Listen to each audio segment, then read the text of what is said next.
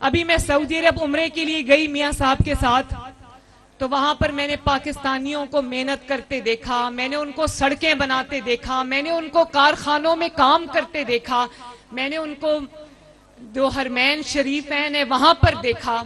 इतनी जांफशानी से, इतनी मेहनत से, इतनी लगन से काम करते हैं। तो मुझे ये एहसास हुआ कि इस मुल्क में पाकिस्तान, जितना पोटेंशियल पाकिस्तान में है, जितना पोटेंशियल पाकिस्तान की मईशत में है, जो नेमतें अल्लाह ताला ने पाकिस्तान को दी हुई हैं, अगर पाकिस्तान नवाज शरीफ साहब के विजन पर चले और इस मुल्क की तरक्की में कोई रुकावट आड़े ना आए, तो इंशाअल्लाह ताला उन लोगों को बाहर जाके मजदूरी करने की जरूरत नहीं पड़ेगी।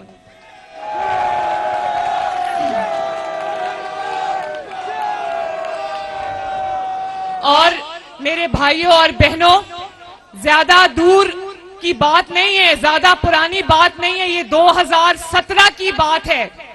2017 की बात है कि रोटी 2 रुपए की थी, मजदूर भी पेट भर के खाना खाता था, मजदूर के बच्चे भी पेट भर के खाना खाते थे, पेट भर के खाना खाकर सोते थे, दूध पीते थे, स्कूल जाते थे। महंगाई कम थी, सब्जियां फल सारे जो है वो जो छोटा तबका है उनकी इस्तात से बाहर नहीं थे। मुल्क में तरक्की आ रही थी, मुल्क में चाइना पाकिस्तान इकोनॉमिक कॉरिडोर बन रहा था, मुल्क के अंदर जो है वो सड़कें बन रही थी, सड़कों के जाल बन रहे थे, मुल्क के अंदर मोटरवेज बन रही थी, कारखाने लग रहे थे, बिजली के कारखाने लग रहे थे, लोड शेडिंग खत्म हो रही थी, मुल्क के अंदर दहशतगर्दी खत्म हो रही थी और मईशत तेजी से तरक्की कर रही थी। बल्कि दुनिया की पहली कामयाब तरीन मईशत, जो 20-25 कामयाब तरीन मईशत थे, उनमें शुमार हो रहा था पाकिस्तान की मईशत का। ये ज्यादा पुरानी बात नहीं है, 2017 की बात है, जब आपका नुमाइंदा नवाज शरीफ वजीर आजम था। अल्लाह ताला के फजलो करम से जो भी काम वो कर रहा था उसका सिला मजदूर को पहुंच रहा था। लोग भूखे नहीं मर रहे थे, लोग पेट भर के खाना खाते थे। और आज आप ये देखें कि मैं कहती हूं कि सबसे ज्यादा तरक्की में हाथ मजदूर का है और मजदूर को रोटी नहीं मिलती आज। और आज मैंने सुना कि ये जो फितना है ये मजदूरों के लिए रैली निकाल रहा है, तो मैं इसको कहती हूं कि तुम रैली ना निकालो, तुम सिर्फ पाकिस्तान के खिलाफ साजिश करना बंद कर दो, मजदूर का भला हो जाएगा।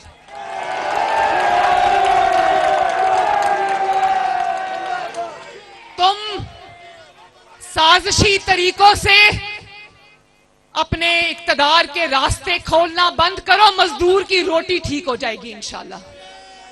और ये मैं आपको बताऊं, ये मैं आपको बिल्कुल खुदा लगती बात कह रही हूं, इस मुल्क के अंदर इतना पोटेंशियल है, इस मुल्क के अवाम के अंदर इतना पोटेंशियल है, इस मुल्क की तरक्की में एक शख्स हाइल है, उसका नाम है इमरान खान। और मैं आपको ये बात सिर्फ इसलिए नहीं कह रही कि वो मेरा सियासी मुखालिफ है, सियासी तो वो नहीं है, वो दहशतगर्द है। जो हमारे मजहब के अंदर फितने की डेफिनेशन है ना, आप वो उठा के देख लो, वो इमरान खान पे फिट आती है। मुल्क की तरक्की में एक ही चीज रुकावट है, मैं जीत जाऊं मैं तब मुल्क की तबाही करूंगा, मैं हार जाऊं मैं तब मुल्क को चलने नहीं दूंगा। उस शख्स का नाम है इमरान खान। खुदा के वास्ते इस मुल्क पर रहम करो।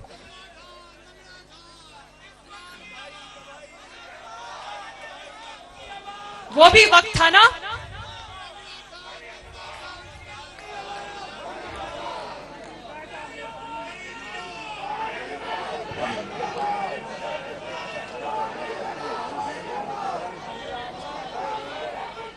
मेरे भाइयों और बहनों, वो भी वक्त था ना जब डॉलर 97, 98 और 100 रुपए का था, वो वक्त था ना। और 2013 से लेकर 2018 तक, 2017 तक जब नवाज शरीफ साहब ऑफिस में थे, प्राइम मिनिस्टर थे, आटे की कीमत उन्होंने मजदूर के लिए 35 रुपए से बढ़ने नहीं दी। चीनी की कीमत उन्होंने अल्लाह ताला के फजलो करम से मजदूर के लिए 50 रुपए से बढ़ने नहीं दी।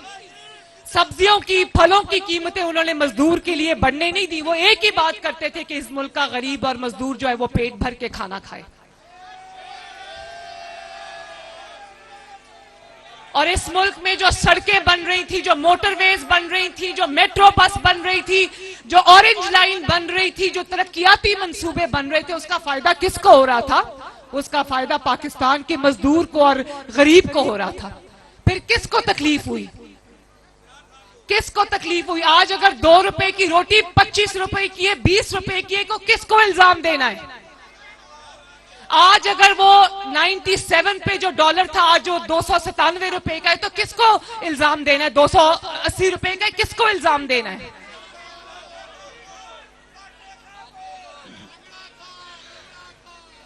सिर्फ वो खान जिम्मेदार नहीं है, पूरा गैंग है जो जिम्मेदार है, पूरा टोला है जिसने पाकिस्तान को नोच नोच के खाया है।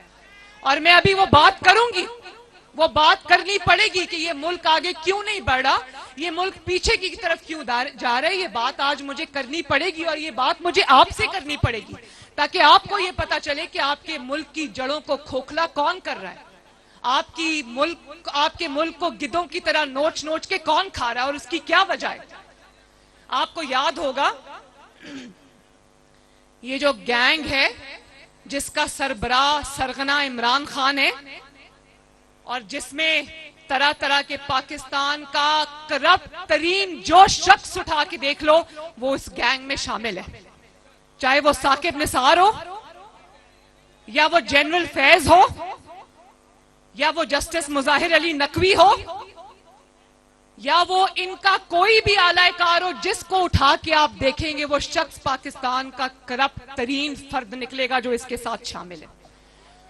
और 2017 में आपको याद होगा, 2017 में जब नवाज शरीफ का और आपका पाकिस्तान तेजी से तरक्की कर रहा था, इमरान खान का 2014 का धरना फेल हुआ, 2017 का उसका 16 का लॉकडाउन फेल हुआ, जब पे दर पे उसकी हर चाल नाकाम हुई, तो उस वक्त जो जस्टिस खोसा था, आसिफ सईद खोसा, उसने देखा कि इमरान खान की तो हर चाल नाकाम हो रही। उसने इमरान खान को कहा कि इधर उधर मारे मारे क्या फिरते हो, मेरे पास लेकर आओ, मैं नवाज शरीफ को तुम्हारे रास्ते से कांटे की तरह हटाता हूं।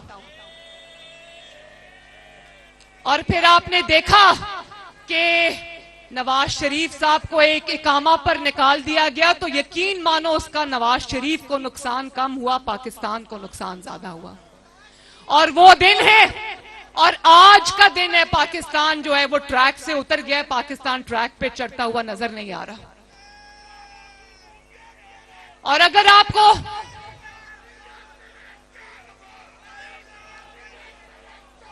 आप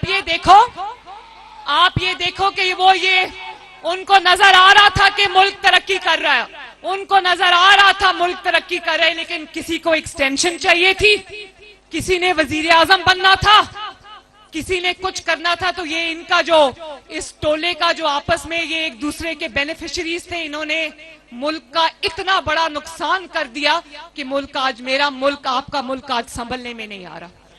और आज आप देखो, आज उसका रिपीट हो रहा है, आज उसका रिपीट हो रहा है। आज भी आप देखो, जब इमरान खान की हुकूमत खत्म हुई, शुक्र है खत्म हुई, लॉन्ग मार्च इसका नाकाम हुआ, जेल भरो तहरीक इसकी नाकाम हुई, नए चीफ ऑफ आर्मी स्टाफ की तकर्री को रोकने की साजिश इसकी नाकाम हुई, हर हरबा इसका नाकाम हुआ, असेंबलियां तोड़ने का फैसला नाकाम हुआ।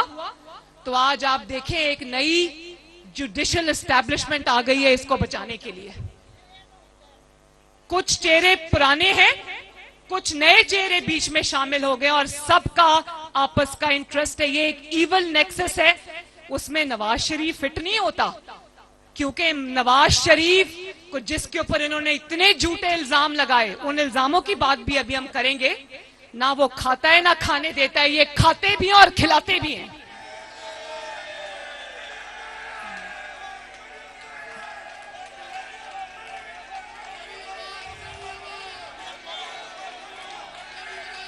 और आज आप देखो कि इसका हर हरबा, इसकी सियासत नाकाम हुई, तो बचाने के लिए वो 3 मेंबर बेंच आ गया। आज मुल्क को जितने भी आईनी और कानूनी जो हचकोले मुल्क खा रहा है, मसाइल जो पैदा हुए अभी रिसेंटली, उसका जिम्मेदार वो कंट्रोवर्शियल सुओ मोटो नोटिस है जो जस्टिस एजाजुल एहसन और मुजाहिर अली नकवी ने लिया। इमरान की जब सियासत हचकोले खा रही थी, पे दर पे नाकामी से दो चार हो रही थी, तो उन्होंने जस्टिस खोसा की तरह कहा कि ये तो नाकाम होता जा रहा है, इसको सहारा दो, इसको कंधा दो। तो वो जो केस लाहौर हाई कोर्ट में चल रहा था, उसको खींच के जबरदस्ती वो 3 मेंबर बेंच जो है वो अपने पास ले गया और सुओ मोटो नोटिस जो है उस पर लिया गया। और आप देखो आज पाकिस्तान में इतनी मईशत की बुरा हाल है, पाकिस्तान के अंदर तरक्की जो है उसको वो जाम हो चुकी है, लेकिन आप ये देखो मुल्क को किस किस्म के जबरदस्ती के मसाइल में उलझाया हुआ है। और आप देखो कि जस्टिस अतर मिनल्ला ने जब इलेक्शन का इन्होंने फैसला किया, इनको इलेक्शन की जल्दी नहीं है, इनको ये जल्दी है कि इनके होते होते इलेक्शन हो जाए, वरना हमें इलेक्शन जिताने वाला कोई नहीं होगा।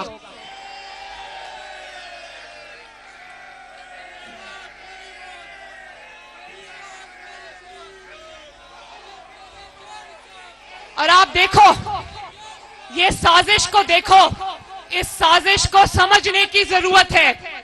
आप इस साजिश को देखो। जस्टिस अतर मिनल्ला ने, जो सुप्रीम कोर्ट के एक मुअज़्ज़ज़ जज हैं, उन्होंने ये बात कही, उन्होंने कहा कि इलेक्शन का फैसला करने से पहले इस बात को देखना होगा कि असेंबली तोड़ी क्यों गई। उस वक्त तो लोगों को यह पता था ना कि असेंबली मेलाफाइडी तोड़ी गई, बदनीयती से तोड़ी गई। परवेज इलाही असेंबली तोड़ना नहीं चाहता था, उसको जबरदस्ती असेंबली जो है वो इमरान खान ने तोड़वाई। अब तो वो बात भी कहीं पीछे रह गई। असल साजिश का भांडा खुद इस फितना खान ने फोड़ा कि हुकूमत खत्म होने के बाद ये ऐवान सदर में इमरान खान जो है ये बाजवा से मिला, जो तब चीफ ऑफ आर्मी स्टाफ था, और सदर की मौजूदगी में कहता है कि मुझे जनरल बाजवा ने कहा था तुम असेंबलियां तोड़ दो। इस तरह ये असेंबली टूटी। और आज ये सवाल करना बनता है ना पाकिस्तान की अवाम का कि किस मंसूबे के तहत आपको कहा गया कि वो असेंबली तोड़ो, और वहां तोड़ने तक बात खत्म नहीं होती। बात ये थी कि असेंबली टूटेगी और सुप्रीम कोर्ट में सहूलतकार बैठे जो आपको इलेक्शन आपके आगे रख देंगे।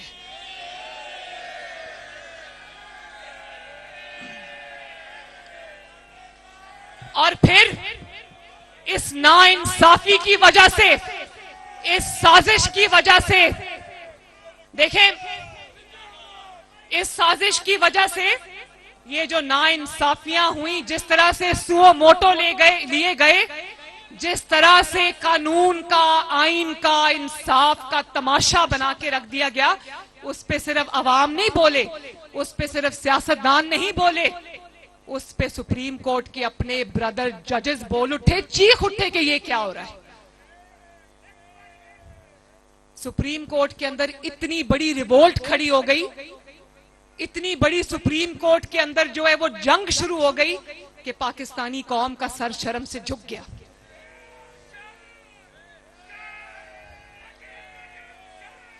और आप देखें, आज सिर्फ मैं बात नहीं कर रही, सियासतदान बात नहीं कर रहे, पार्लियामेंट बात नहीं कर रही, पहले बात जो है वो ब्रदर जजेस ने की। सुप्रीम कोर्ट के सीनियर तरीन जजेस ने इस नाइंसाफी के खिलाफ, इस साजिश के खिलाफ आवाज उठाई। उसके बाद बार काउंसिल्स ने इसके खिलाफ आवाज उठाई। पहले तो अवाम के सामने ये आना चाहिए ना कि जनरल बाजवा साहब, जिसको आप मीर जाफर कहते थे, जानवर कहते थे, जिसको आप गद्दार कहते थे, उसके कहने पर आपने असेंबली क्यों तोड़ी?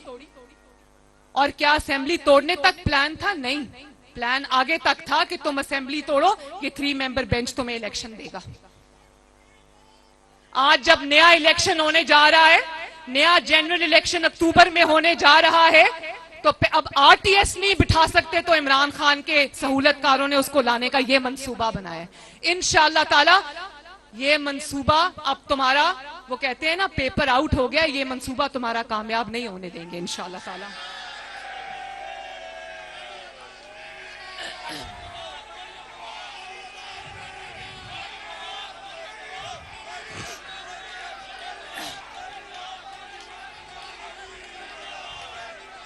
और आज भी देखो मेरे भाइयों, आज भी देखो मेरी बहनों, एक बात गौर तलब है, पीछे से बैठ के डोरिया कौन हिला रहा है?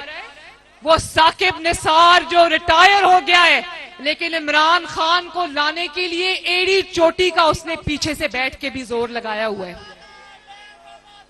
आप ये देखो, अल्लाह ताला का कानून देखो, कुदरत का मकाफात अमल देखो। जिस शख्स ने नवाज शरीफ को बेटे से तनख्वाह ना लेने पर वजीर आजम के दफ्तर से निकाला, आज उसका अपना बेटा 1 करोड़ 20 लाख रुपया रिश्वत लेता हुआ पकड़ा गया।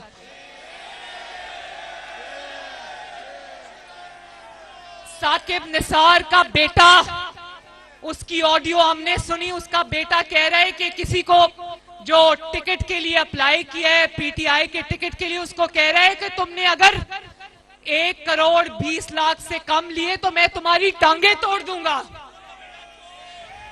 चोर का बेटा चोर। और देखो, और ना सिर्फ ये कि चोर का बेटा चोर, लेकिन कैसी चोरी की ट्रेनिंग वालिद साहब ने दी हुई है। और अभी रिटायर्ड है। सोचो, जब ये साकिब निसार पाकिस्तान की सबसे बड़ी इंसाफ की कुर्सी पे होगा, तब ये क्या नाइंसाफी करता होगा।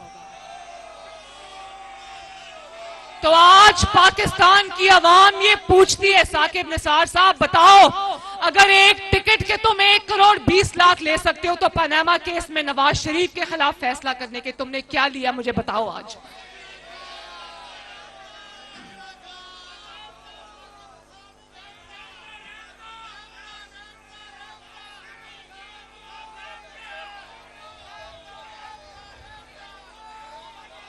और आपको याद होगा जब मेरे खिलाफ साकिब निसार की कोई वो ऑडियो आई थी जिसमें उसने कहा कि मरियम को ठोक दो, यानी कि मरियम को उड़ा दो, मरियम को मार दो, क्योंकि वो तुम्हारा चेहरा रोज आके अवाम के साथ एक्सपोज करती है, उसको ठोक दो का लफ्ज इस्तेमाल किया और कहा कि मरियम बड़ी सख्त जुबान बोलती है और इस तरह की बातें की। तो आज उसके बेटे की ऑडियो में उसके बेटे की जुबान सुनी आपने? शर्म से सर झुक जाते हैं। बाहर से पढ़ के आया है, वो भी हमारे खर्चे के ऊपर, और उसकी जुबान सुने जरा, गाली दिए बगैर उसकी कोई बात कंप्लीट नहीं होती।